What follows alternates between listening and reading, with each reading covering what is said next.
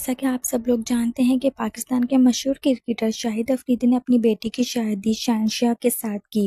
شادی کے تقریباً 9 ماہ بعد اللہ نے انہیں بیٹے سے نوازا اور انہوں نے جیسے ہی اپنی شادی کو کافی زیادہ پرائیویٹ رکھا تھا اور کافی پرائیویٹ رکھنے کی کوشش بھی کی تھی اور اپنی شادی کی کوئی بھی تصویر اور ویڈیو مداحوں کے ساتھ شیئر نہیں کی تھی اور کسی کو بھی اپنے بیٹے کا چہرہ نہیں دکھایا، مگر کل کا میچ جیتنے کے بعد شہنشاہ خود پر قابو نہ رکھ سکا۔ اس نے اپنی بیوی اور بیٹے اور سالی کے ساتھ میدان میں جشن منایا اور شاہد افریدی کی سب سے چھوٹی بیٹی کو اپنی ٹرافی بیوی اور بیٹے میں مگن رہا۔ میدان میں شہنشاہ افریدی اور انشا افریدی کا بیٹا پہلی بار دیکھا گیا۔